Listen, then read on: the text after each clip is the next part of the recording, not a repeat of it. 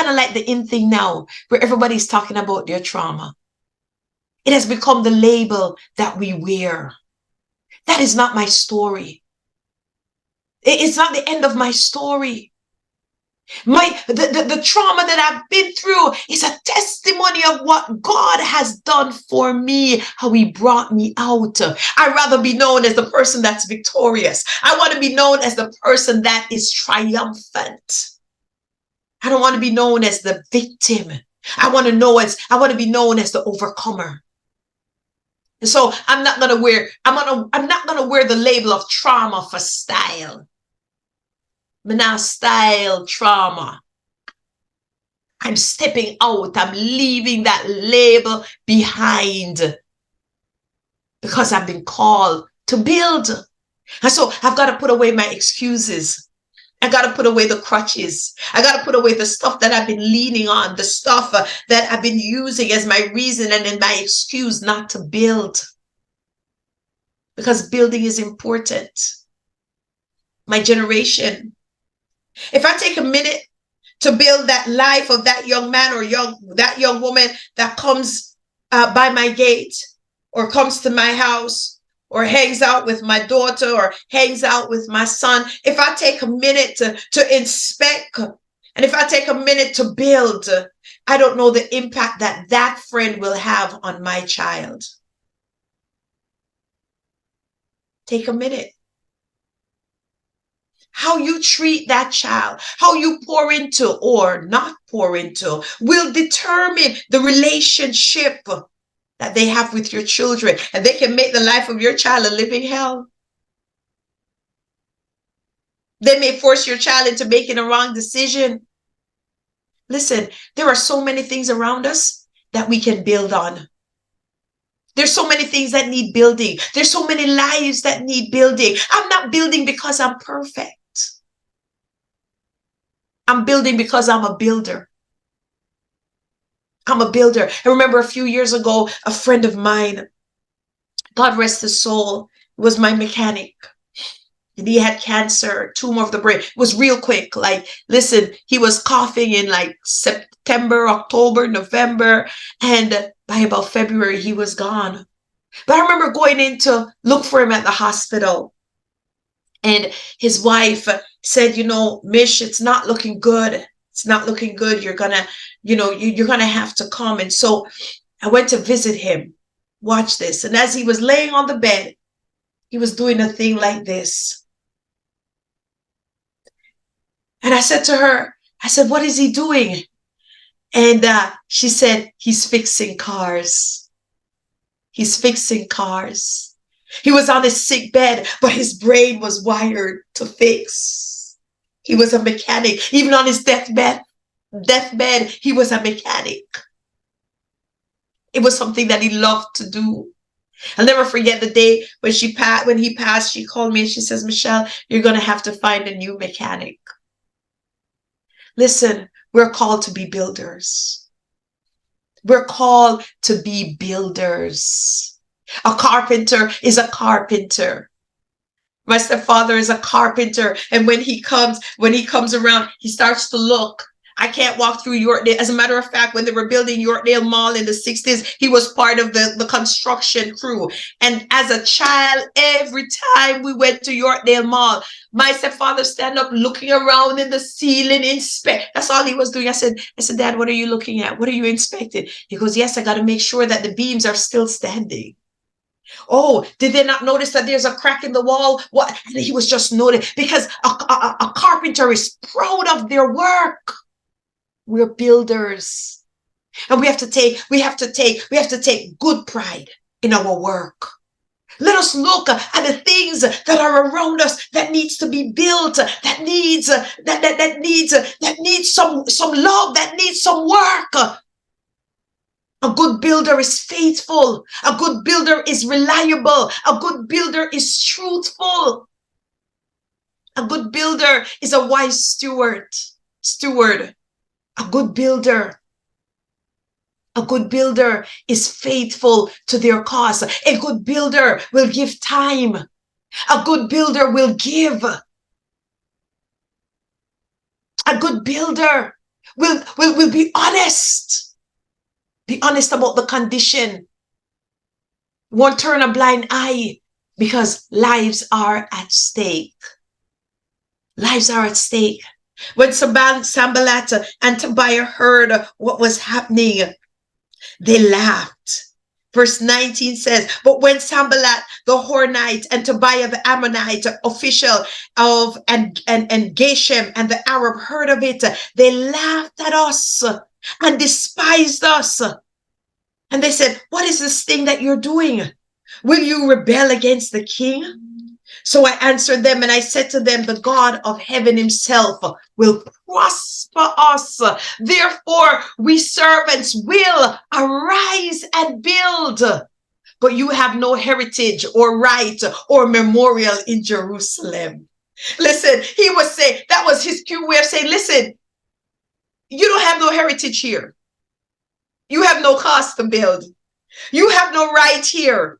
You have no cause to build. You have no memorial here. You have no right to build. You don't have any story here. You don't have a right to build. You don't know the cost, brother. Don't know the cost. So when they're criticizing him, let me tell you, as a builder, be prepared to be criticized. Be prepared to be criticized. Because some people don't want to see the building go up. Some people don't want to see it established. And so you have to be prepared. You have to be prepared that there's going to be the Sanballat and Tobias. You got to prepare that they're going to come. Geshem is going to come. Tobiah is going to come. Sanballat is going to come. But you have an assignment. Your assignment is to build. It is important that Nehemiah built because Ezra had to come. It is important that Nehemiah build the walls because there needed to be a place for the people to gather. Their worship had to be reestablished. And so when the criticizers come, listen, they don't have any investment in this. So I have to be focused. Nehemiah's answer was proper. He said, the God of heaven. Watch him. Can I tell you? Nehemiah is just crazy. The God of heaven himself will prosper us. Nehemiah, you're standing in ruins, bro. The people that you're asking to build, they're exiles coming back. So they got trauma. They lived in trauma. They were like slaves. They were beaten and broken down, disgusted. They're coming back with nothing. Are you for real, Nehemiah? Nehemiah said, yes, the God of heaven will prosper us. I'm standing in ruins, but the God of heaven will prosper us. I don't look so good, but the God of heaven will prosper us. Things are tough, but the God of heaven will prosper us because I'm called to build. I'm called to build. I'm called to build. And listen, I just need to show up.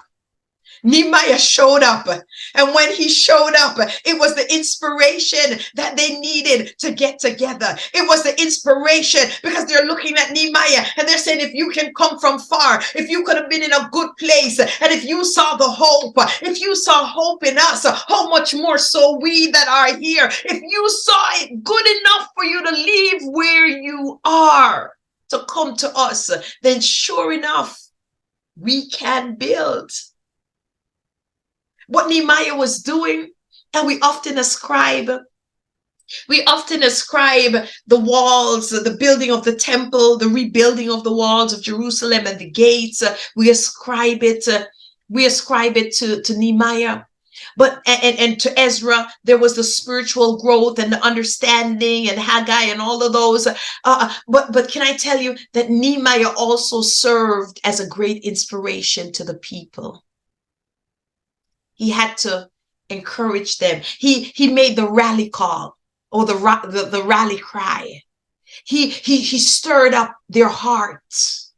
He reminded them that they can build, that these walls that are broken don't have to stay broken. We see him, and this might be my part two when I come back. And remember, a few months ago, I was speaking for Evangelist Nelly, and I began to talk about the significance of the gates. So, Pastor, I promise you, I'm going to come back and I'm going to talk about the significance of the gates. Yeah, okay, no problem. Because the gates are important. When we look, if we're to jump into verse 3, and I'm at chapter 3, I'm gonna do this one gate and then I'm gonna stop because we're gonna be here all night. But he started with rebuilding the gates. He started with, listen, the walls are broken down, there are breaches in the wall, but how many know that God is a repairer of the breaches? He's a repairer of the gaps, the brokenness, whatever it is that you've been broken with. He's a repairer of the breaches. He will come and he will send somebody to help you build. He will send somebody to lift up your hand. He will send somebody to hold the wood while you put the hammer or the nail in it. He will send somebody. He's a repairer of the breaches. He's not short of resources. And so Nehemiah begins. And he starts with the sheep gate. I'm just going to jump into verse 3, chapter 3. And then Elisha, the high priest, rose up with his brethren, the priests, and built the sheep gate. And they consecrated it and hung it on its doors. And they built as far as the tower of the 100 and consecrated it. And consecrated it. And consecrated it. It's saying some more, but I want to focus. I want to focus on the sheep gate. I want to focus because Nehemiah had the ability to inspire that different groups of people came together and everybody took a part. Some people took the wall, some people took a gate. Some, and if you were to keep on reading, some didn't have sons, but their girls got in it too. The girls got in on it.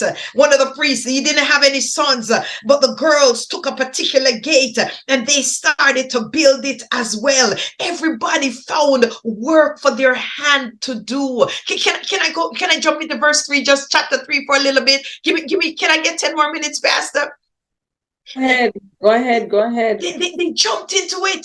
Elisha built the sheep gate, Eliashib built the sheep gate. The sons of Hanassah built the fish gate.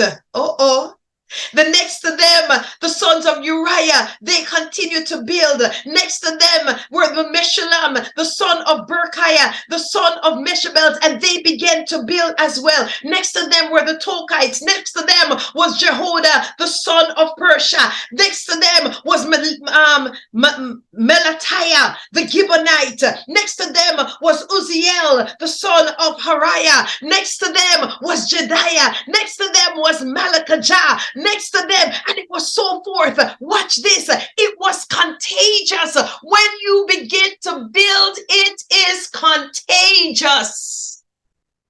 Hallelujah. Glory to God. It is contagious. Just begin to build. I challenge you, begin to build. Begin to build. Say, I'm going to build right where I'm standing. I'm going to build right here. Whatsoever your hands find to do, do it. Your hands will be blessed. He will cause people to come forth. They will begin to pour into you. They'll begin to believe in your cause. They're going to see the vision that they were not able to see before. It is contagious when we start to build. We were doing some minor renovations where we were, and as we started to do those minor renovations, sis, can I tell you, and those of us that are on the line, it got contagious. We started to see the cracks in the wall. We started to see what was broken. We started to see what needed to be repainted because it became contagious. And today we were at church, and as we are going into this new project, this new phase, our first lady stood up and she said, you know, as I'm sitting here, God spoke to me to give, and I don't know if somebody else want to stand with me and they want to give. Can I tell you, it took one to stand. Just one. Just one. Those of us that are on the line, it became contagious. Even the babies were putting up their hands. Their parents had to say, all right, we're going to put in $100 for the little man right here, because it became contagious. It just takes one. One of my sisters stood up and she was talking, and I'm so proud of her. She had me cracking up. She was talking about giving, and she said, Saints, listen, let me tell you, I get paid on a Thursday, and I don't even let Friday morning catch it because something else might come Friday. She said, I pray my tithes and offering Thursday. Listen, when she said she's building. Building, that's right. She's building. And she's establishing her house to be a house that gives. She's building something. What are you building in your house? Is it a bad attitude? Is it a complaining attitude? What are you building? What are you building? Because what you're building is important. What you're building, your children are going to live off of it. What you're building is going to feed your children. And so if you're building discord, your children are going to feed discord. Let me tell you, I hold the things of God so precious. I hold the things of God so precious. When my children, and you know, sometimes for those of us that are in the church a long time, sometimes we don't always agree. We don't always agree on the right step, which step we should take next. Sometimes we mess up and we don't always say the right thing. Can I be honest? But one of the things I remember I said to my husband, I said, listen, the church is who we are. We're a church family. Listen, we're a church family. We at church day and night and night and day. We're at church. The kids, I remember when I went into labor, I went to labor at church. My first pain that I started to feel was at church. We were having a good time in convention, and I was, hallelujah, running around the sanctuary, and all the pain started. Kids practical. My kids fall asleep on the church bench. Sometimes they roll off of my leg, falling asleep, sleeping on my leg. Listen, we were a church family. And I said to God, I said, God, don't let my babies hate the church. Help me to help us to parent them right. And so the church they weren't in competition with the church. I'm just telling you how I built my house. They were not in competition with the church. They were not in competition with God for my attention. Whatever we did it together. Oh, very bless God. We did it together because I knew I was building. And so Darren and I were very careful that even if we didn't like certain things, we didn't talk about it, let the kids hear. Because I know what I'm building. And what I'm building, if I'm not careful, what I sow, I'm going to reap. Sometimes we're careless with the things that we say. Do you know that's part of the material that you're building with? Because someone is going to take that same material. I'm just talking truth right here. I'm done. But sometimes what we say, somebody take that very same thing, turn around and build with it. And we wonder, then why the house so lean? It was the words that we said. We didn't realize that it was the drywall. We didn't realize that it was the paint. We didn't realize that it was part of the structure. So we were very intentional because we were a church family. And I would say to them, I said, listen, I work so hard. I work hard at work. I work hard in the church. And then I work hard in evangelism. And I said, God, please, the one thing I ask of you, God, please don't let my children hate the church. Show me how to engage them in building the church. It's important. And so I watch God. He take one, he put one on praise and worship. He take the other one, he put the other one in the music media department. And now the last little one. The other day I said to him, I said, his dad was going, I think he was going to church. And I said, I'm staying home. Do you want to come? He goes, no, Mom, I got to go to church. It's what we built with. It's what we gave them. It's the materials that we gave them. And so I'm pastoring at another church, and they're still at the headquarters church. But guess what? Mommy don't have to beat them to go to church. They're not saying, well, mom is not here, so I don't have to go to church. I find Cece, if she can't go to church, she should say, Mom, I can't go to church because I have an exam, or I can't go to church because X, Y, and Z. They're still telling me if they can't go to church because we built with some good material. What you're building, and I think I said it earlier, what you are building, I did say it earlier, yes, is going to, it's a structure that's going to house lives. It's a structure that's going to support lives. It's a structure that's going to carry lives. We hear of bridges falling, but it has to usually be something that is a natural disaster or a freak accident. Because they recognize that millions of people are going to be going across this bridge. And so it has to be built to support lives. Can I tell you that what you're building to support lives. You're building to impact lives. You're building, let the builders arise. There is a gap that needs to be mended, that needs to be welded. Let the builders arise. There are some walls that needs to go up. Let the builders arise. There are some gates that needs to be reestablished. Let the builders arise. Let the builders arise. There's a generation. There's a generation that was born in exile that has now come to a place of ruin, that don't know the house in its first glory. But let the builders arise.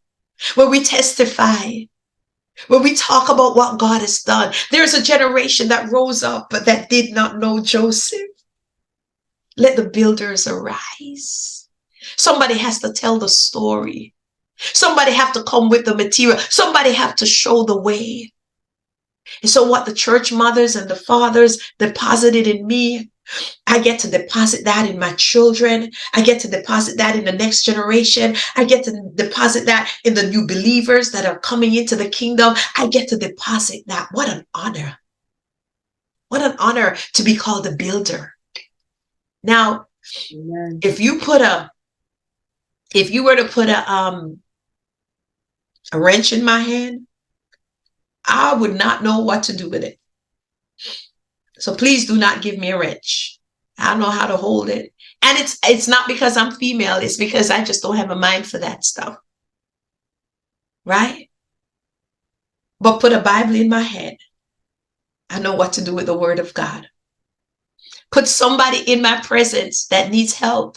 I know how to reach out and love. Tell me to create something beautiful. I can do that too. We're all in a place to build. What do you have to build with? Maybe you have words of encouragement. You might not think it's much, but there's value in it. What do you have to build with? What's in your hand? What are you building with? And what tangible thing are you building with? Do you just have it sitting down in a corner? Do you recognize that there's a generation that's dependent on it? After they built the walls, the Bible says after the walls had been completed, Nehemiah chapter 6 and 7, the walls were completed. And then this is what happens. Then it was chapter 7, when the walls was built and I had hung the doors, when the gatekeepers and the singers and the Levites had been appointed. I gave the charge of Jerusalem to my brother Hananiah, and Hananiah, the leader of the citadel, for he was a faithful man of God and feared God more than many. And I said to them, Do not let the gates of Jerusalem be open until the sun is hot. And while they stand guard, let them shut, and the bar of the doors, and appoint guards from among the inhabitants of Jerusalem, one at his watch station and another in the front of his own house. When the gates were established, order was established. The Lord wants order. Let order be reestablished. And after the order had been established, if you were to jump down a few verses, then he began to name the people. These are the people who came back from captivity, of those who had been carried away, whom Nebuchadnezzar, the king of Babylon, had carried away, and who had returned to Jerusalem and to Judah, everyone to his city. And those who came with Zerubbabel were Joshua and Nehemiah and Azariah and Ramiah, and the list goes on and on and on. It goes on for 72 verses. It goes on. The list goes on. Now, can you imagine if Nehemiah had stayed with Xerxes, satisfied with being the cupbearer? All these people would have been delayed in returning to their rightful place. I believe Ezra chapter 2 is almost an exact imitation of Nehemiah chapter 7 as the people came back home. What you have to build with is important. I don't care how small it is. Little is much when God is in it. Nehemiah started with nothing but a heavy heart. Can I say that again? Nehemiah started with nothing but a heavy heart. That's all he started with. Conviction. That's what we call it. He started with conviction. He didn't have the resources, didn't have the material. He had conviction. And with that, God made a way. He's about to make a way for somebody that's on the line tonight. Do you have conviction? Are you heavy laden? Because he can start with that too. Are you of a broken heart? He can start with that too. Because everything has value. He said, a broken and a contrite heart, I will not despise. Everybody, he can start right where you are. Are you in despair? He can start there too. What? There's nothing that you have that he can't start with, because he's God. He's God. If Nehemiah can stand in the ruins, he's God, and says, God has been good. He can start with the ruins of your life. He can start with your yes. He can start with your brokenness. He can start with your mess and turn it into a message. He can start with the trash and turn it into a treasure. He'll start where you are. Listen, there's thousands of years have passed, and they still be fighting over Jerusalem. There's value. There is value in you. I challenge you tonight. Give God what you have and let the builders arise. Whatever he tells you to do, just do it. Just do it. I love Nike's theme. Just do it. Sometimes we make it sound so hard. We make it sound complicated. But just do it. And that's what Nehemiah did. Basically, he just did it. And it wasn't because it was easy. It wasn't because somebody had come in and cleaned up the mess. It wasn't because there was no criticizers. In fact, they tried every step of the way to hinder the work of God. When they finished mocking him, then they tried to get people to turn against him. But he was on an assignment to build. Let the builders arise.